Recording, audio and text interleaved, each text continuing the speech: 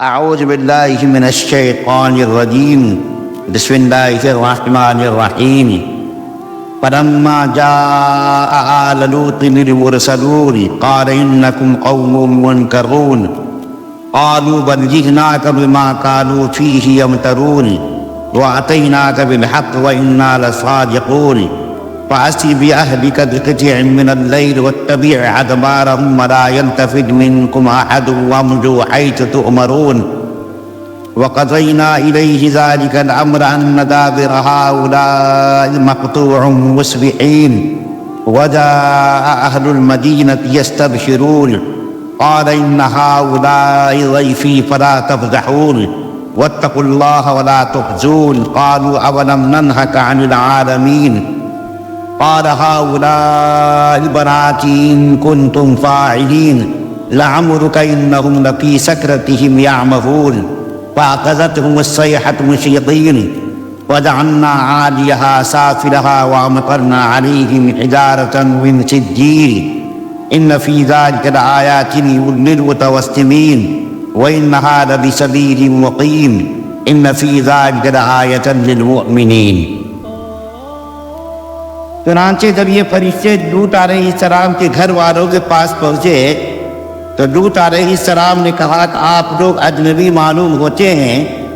انہوں نے کہا نہیں، بلکہ ہم آپ کے پاس وہ عذاب لے کر آئے ہیں جس میں یہ لوگ شک کیا کرتے تھے۔ ہم آپ کے پاس اصل فیصلہ لے کر آئے ہیں اور یقین رکھیے کہ ہم سچے ہیں، لہذا آپ رات کے کسی حصے میں اپنے گھر والوں کو لے کر نکل جائیے اور آپ خود ان کے پیچھے پیچھے چلیے اور آپ میں سے کوئی پیچھے مڑ کر نہ دیکھے اور وہیں جانے کے لیے چلتے رہیں جہاں کا آپ کو حکم دیا جا رہا ہے۔ اور اس طرح ہم نے لوط علیہ السلام تک اپنا یہ فیصلہ پہنچا دیا کہ صبح ہوتے ہی ان لوگوں کی جڑ کاٹ کر رکھ دی جائے گی۔ اور شہر والے خوشی مناتے ہوئے لوط علیہ السلام کے پاس آپ پہنچے۔ لوط علیہ السلام نے ان سے کہا کہ یہ لوگ میرے مہمان ہیں، لہذا مجھے رسوا نہ کرو اور اللہ سے ڈرو اور مجھے ذلیل نہ کرو۔ کہنے لگے کیا ہم نے آپ کو پہلے ہی دنیا جہان کے لوگوں کو مہمان بنانے سے منع نہیں کر رکھا تھا؟ لوط علیہ السلام نے کہا اگر تم میرے کہنے پر عمل کرو تو یہ میری بیٹیاں جو تمہارے نکاح میں ہیں تمہارے پاس موجود ہی ہیں۔ اے پیغمبر، تمہاری زندگی قسم، حقیقت یہ ہے کہ وہ لوگ اپنی بدمستی میں اندھے بنے ہوئے تھے۔ چنانچہ سورج نکلتے ہی ان کو چنہار نے آ پکڑا،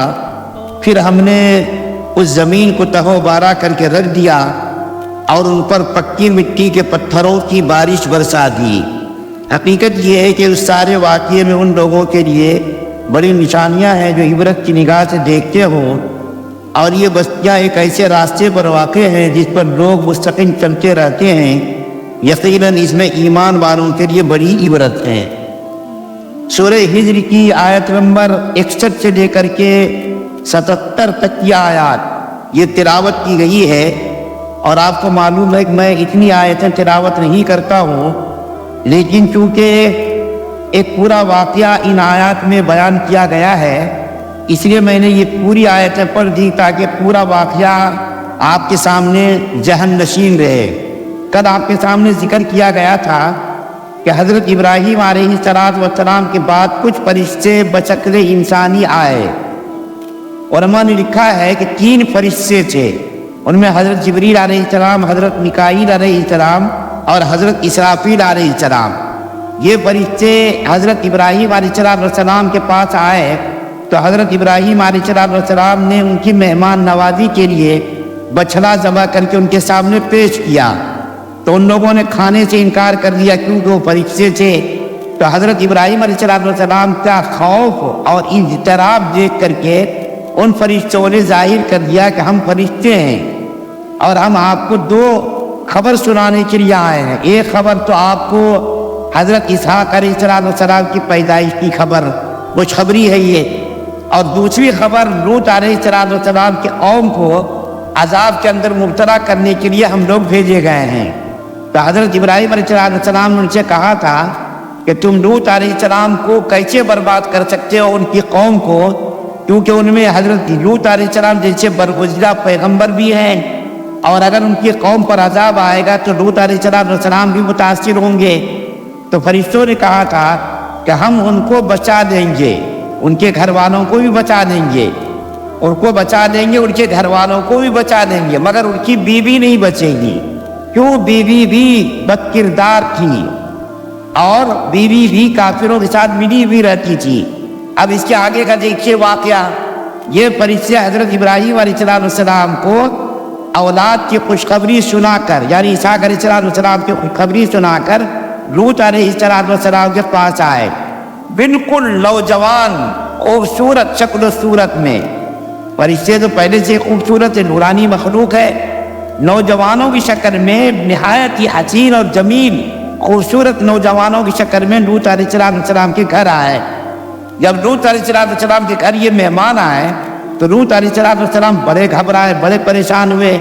کیونکہ اپنی قوم کی بد اخلاقی اور بدبستی سے واقف تھے۔ اتنے خوبصورت حسین جمیل ہماری قوم ہم کو ذلیل کر دے گی۔ تو فرشتوں سے کہا کہ آپ مہمان ہیں؟ تو ان لوگوں نے کہا ہاں ہم مہمان ہیں۔ اتنی دیر میں ان کی قوم کے لوگوں کو بھی معلوم ہو گیا کہ لوط علیہ السلام کے گھر نہایت ہی حسین جمیل خوبصورت نوجوان آئے ہیں۔ بس ان لوگوں کو اطلاع ملنی تھی، سینکڑوں کی تعداد میں لوط علیہ السلام کے گھر کا محاصرہ کر لیا، گھیر لیا، اور وہ لوگ تقاضا کرنے لگے کہ ان نوجوانوں کو ہمارے حوالے کر دو۔ لوط علیہ السلام بڑے پریشان ہوئے، ان کو معلوم تھا کہ بد کردار اور بد اخلاق قوم ہے، فحش کے اندر یہ قوم مبتلا ہے، اور جیسا کہ کر میں نے عرض کیا تھا کہ یہ لوگ عورتوں کو چھوڑ کر مردوں سے اپنی جنسی خواہشات کی تکمیل کرتے تھے، اور یہ برائی کبھی بھی اس قوم سے پہلے کسی نے انجام نہیں دی تھی۔ یہ پہلی قوم تھی جس نے یہ برائی انجام دی اور اللہ تعالیٰ کے غضب کو دعوت دی۔ تو فرشتوں کو دیکھ کر کے، وہ فرشتے انسانی شکل میں آئے تھے، ان لوگوں نے دیکھا تو لوط علیہ السلام سے تقاضا کرنے لگے کہ ان کو ہمارے حوالے کرو۔ تو لوط علیہ السلام نے ان لوگوں سے فرمایا کہ دیکھو بھائی، ہماری قوم کی بیٹیاں ہیں، ہماری بیٹیاں ہیں، قرآن کے اندر کہا ہے ہماری بیٹیاں ہیں، ان بیٹیوں سے تم نکاح کر کے اپنی جنسی خواہشات پورا کرو۔ تم کو معلوم ہے کہ ہماری بیٹیاں ہیں، اور یہاں پر یہ بات بتا دوں، پوری قوم کے لیے نبی باپ کے درجے میں ہوتا ہے، تو لوط علیہ السلام بھی اپنی قوم کے گویا کے باپ تھے، تو اس اعتبار سے اپنی قوم کی لڑکیوں کو انہوں نے بیٹیاں کہا کہ دیکھو ہمارے یہاں بیٹیاں ہیں، ان سے نکاح کرو، ان کے ساتھ اپنی ضرورت پوری کرو۔ لیکن ان لوگوں نے کہا کہ تم کو تو لوط علیہ السلام معلوم ہے ہم کیا چاہتے ہیں۔ ان لوگوں نے برابر دباؤ ڈالنا شروع کیا، لوط علیہ السلام گھر کے اندر جاتے تھے، باہر آتے تھے، گھر کے اندر جاتے تھے، باہر آتے تھے، نہایت ہی پریشانی کے عالم میں لوط علیہ السلام نے اس بات کا اظہار کیا، کہا کہ ہمارا بھی کوئی مددگار ہوتا، کوئی معاون ہوتا، کہ ہم ان سے، اس قوم سے لڑتے، اس قوم کا مقابلہ کرتے۔ اس کی وجہ یہ بیان کی ہے تو وہ مفسرین نے کہ جتنے بھی پیغمبروں کو اللہ تعالیٰ نے بھیجا، ان پیغمبروں کو ان قوم کے اندر ہی بھیجا، اسی قوم کے اندر، جس قوم کی طرف بھیجا جاتا تھا اسی قوم سے ان کو اللہ تعالیٰ پیدا کرتے تھے۔ لیکن لوط علیہ السلام ایک ایسے نبی تھے جن کو اللہ تعالیٰ نے اس کی قوم کی طرف نہیں بھیجا، بلکہ ابراہیم علیہ السلام کے ساتھ جب عراق سے ہجرت کر کے ابراہیم علیہ السلام شام کو گئے تو شام جاتے وقت حضرت ابراہیم علیہ السلام کے ساتھ لوط علیہ السلام بھی تھے۔ اس وقت نبی نہیں بنایا گیا تھا ان کو، بلکہ یہ اس وقت نبی نہیں تھے، بس ایک بھتیجے، ابراہیم علیہ السلام کے لوط علیہ السلام بھتیجے تھے۔ تو ساتھ گئے شام، وہاں جب گئے تو اللہ تعالیٰ کے حکم کے مطابق ابراہیم علیہ السلام نے لوط علیہ السلام کو قوم صدوم، جو ایک علاقہ تھا، گاؤں تھا صدوم، یہ شام کے علاقے میں یہ علاقہ پڑا تھا، اردن کے علاقے میں، عرب سے جاتے ہوئے اردن کے علاقے میں یہ صدوم ایک قوم کا نام ہے۔ تو اس علاقے میں ابراہیم علیہ السلام نے لوط علیہ السلام کو بھیجا کہ تم اس کی ہدایت کے لیے جاؤ۔ تو یہ اس ہدایت کے لیے اس قوم کے اندر گئے، تو جب ان کی پریشانی اور بے چینی بڑھ گئی تو لوط علیہ السلام نے فرمایا کاش کہ میرا کوئی معاون ہوتا، مددگار ہوتا، کیونکہ اس قوم میں نہیں تھے لوط علیہ السلام۔ ابراہیم علیہ السلام نے ان کو بھیجا تھا اس قوم کی ہدایت کے لیے۔ تو بڑی ہی افسوس کے ساتھ لوط علیہ السلام نے یہ کہا کہ کاش کہ کوئی میرا معاون ہوتا، مددگار ہوتا تو میں ان سے مقابلہ کرتا۔ اتنی دیر میں فرشتوں نے لوط علیہ السلام کے سامنے اپنے آپ کو ظاہر کر دیا۔ لوط علیہ السلام جب بالکل بے چین اور پریشان ہو گئے تو فرشتوں نے ظاہر کر دیا کہ ہم فرشتے ہیں، آپ پریشان مت ہوئیے، یہ میرے اوپر قابو نہیں پا سکیں گے، آپ کو پریشان ہونے کی ضرورت نہیں ہے۔ بس آپ ایسا کیجئے، آج کی رات کے آخری حصے میں اپنی قوم، جو مسلمان قوم ہے، جو صاحب ایمان ہے، جنہوں نے آپ کے اوپر ایمان قبول کیا ہے، ان کو رات کے آخری حصے میں لے کر کے گاؤں سے نکل جائیے، اور کوئی پیچھے مڑ کر نہ دیکھے، کوئی پیچھے مڑ کر نہ دیکھے، اور آپ ان کو لے کر کے چلیے، اور پیچھے پیچھے آپ چلیے، سب کو آگے بھیج دیجیے، آپ پیچھے چلیے۔ کیوں؟ تاکہ آپ پیچھے رہ کر کے نگرانی کر سکیں، کوئی پیچھے مڑ کر کے نہ دیکھے۔ آپ اپنی جو جماعت کو اس بات کی تنبیہ کر دیجیے، کوئی پیچھے مڑ کر نہ دیکھے، لیکن آپ کی بیوی ضرور مڑ کر کے دیکھے گی۔ دو روایت ہے، ایک تو بیوی ساتھ میں چلی، لیکن ساتھ میں چلتے چلتے عذاب کو دیکھ کر کے جب پلٹی ہو تو ایک بڑا پتھر آیا اور اس کی بیوی کو بھی ہلاک کر دیا۔ اور دوسری روایت یہ ہے کہ ان کی بیوی ساتھ میں گئی ہی نہیں، جانے سے انکار کر دیا کہ میں نہیں جاؤں گی اپنی قوم کو چھوڑ کر کے۔ تو لوط علیہ السلام اپنی جماعت، جو مسلمانوں کی جماعت تھی، ان مسلمانوں کو لے کر کے سدوم سے نکل گئے، رات کے آخری حصے میں نکلے۔ بس ان فرشتوں نے جب ان لوگوں نے دباؤ ڈال کر کے لوط علیہ السلام سے تقاضا کیا کہ ان نوجوانوں کو ہمارے حوالے کرو تاکہ ہم ان کے ساتھ جنسی خواہش پورا کریں، تو ایک روایت میں آتا ہے، مفسرین نے لکھا ہے کہ ان بدماشوں میں سے کچھ بدماش گھر کے پچھلے حصے سے گھر کے اندر داخل ہوئے، تو ان فرشتوں نے ان کے چہرے پر ایسا ہاتھ مارا، چہرے پر ہاتھ مارتے ہی سب کی آنکھوں کی بینائی چلی گئی، سب نابینا ہو گئے، اندھے ہو گئے، اور اپنی قوم کے پاس گئے۔ رات کی تاریکی میں لوط علیہ السلام اپنی قوم کو لے کر کے نکل گئے۔ بس فرشتے جب یہ لوگ نکل گئے، فرشتوں نے اتنی زبردست چیخ ماری۔ تین قسم کے عذاب قرآن کے اندر ذکر کیا گیا ہے، تین قسم کے عذاب کا۔ اتنی بد کردار اور بد اخلاق فحش قوم تھی کہ ان کے اندر یہ برائی تو تھی ہی کہ عورتوں کو چھوڑ کر کے مردوں سے لوگ خواہش پوری کرتے تھے، اس کے علاوہ چوری، ڈکیتی، مسافروں کو ستانا، پریشان کرنا، لوٹ مار کرنا، یہ بھی ان کی فطرت میں تھا۔ تو یہ بہت ساری خرابیاں، شرک کے علاوہ بہت ساری خرابیاں تھیں، لوٹ مار کرنا، قتل و قتال کرنا، لڑائی جھگڑے کرنا، کوئی مسافر آیا تو اس کو لوٹ لینا، کوئی تاجرین آئے تو ان کو لوٹ لینا، یہ بھی ان کے اندر خرابیاں تھیں۔ تو اتنی خرابیوں کی وجہ سے اللہ تعالیٰ نے ان کو تین عذاب کا ذکر کیا، تین عذاب اللہ تعالیٰ نے ان کے اوپر نازل کیا۔ ایک عذاب تو یہ کہ زبردست چیخ ماری، فرشتوں کی چیخ، ایسی چیخ کہ ان کے سینے دہل گئے، سینے پھٹ گئے، اور ان کا جو ہے پتا پانی ہو گیا، ایسی خطرناک چیخ ماری۔ اور دوسرا عذاب یہ ذکر کیا گیا ہے کہ ان فرشتوں میں سے ایک فرشتے جبریل علیہ السلام نے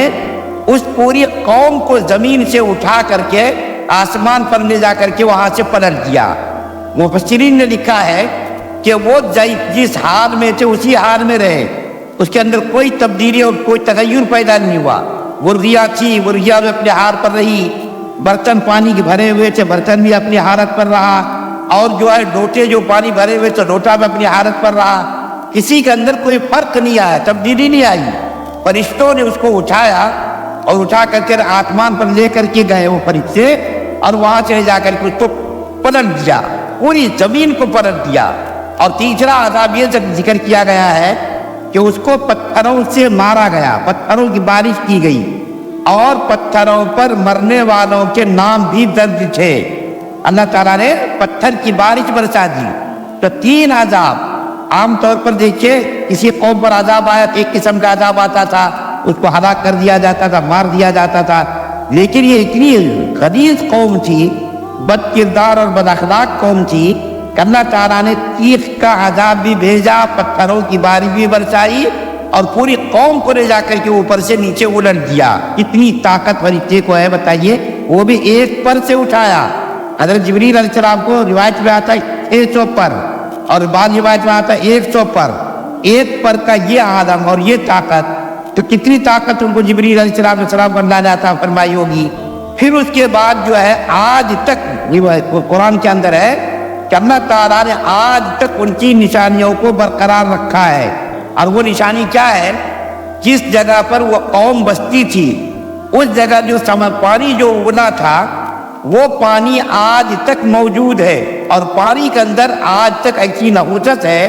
اور اس عذاب کا اتنا اثر آج تک ہے کہ اس پانی کے اندر کوئی جاندار زندہ نہیں رہتا، نہ مینڈک نہ مچھلی، کوئی جاندار وہاں زندہ نہیں رہتا۔ اور عام طور پر آپ نے دیکھا ہوگا تالاب کے کنارے جو بہت سارے پرندے رہتے، کیڑے مکوڑے مچھلیاں شکار کرتے، لیکن اس قوم کے اوپر جو عذاب آیا اس کا اثر آج تک ہے۔ وہاں قرب و جوار میں کوئی پرندہ بھی نہیں آتا، اور وہاں جو پانی ہے اس قوم کے اوپر جو عذاب نازل ہوا تھا، جو پانی ہے تالاب ہے، اس پانی کے اندر کوئی ڈوبتا بھی نہیں ہے۔ یہ تعجب کی بات ہے، اس کے اندر اگر آپ جائیں تو تیرنا اگر نہ آئے تو بھی نہیں ڈوبتا آدمی، جیسا غبارہ تیرتا رہتا ہے ویسے ہی آدمی وہاں تیرتا ہے۔ وہاں دیکھیے ابھی بھی کچھ ایسے 5 اسٹار ہوٹل بنا دیے گئے قرب و جوار میں، چاروں طرف 5 اسٹار ہوٹل، اس کے اندر آج شراب نوشی ہوتی ہے، جناکاری ہوتی ہے، بدکاری ہوتی ہے۔ حالانکہ ہونا یہ چاہیے تھا، عرب ملکوں کو عبرت پکڑنی چاہیے تھی کہ یہاں بھی قوم بستی تھی جو اپنی طاقت کے اعتبار سے، کھیتی باڑی کے اعتبار سے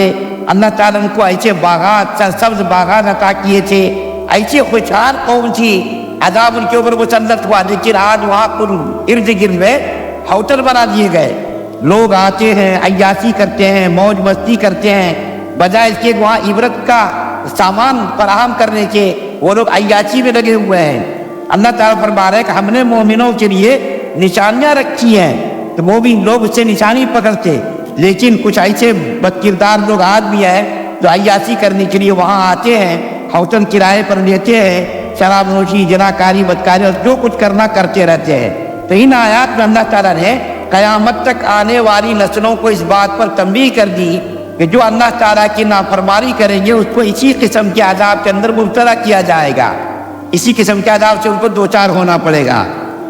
اللہ تعالیٰ سے دعا اللہ ہم سب کو سننے زیادہ من کی توفیق عطا فرمائے۔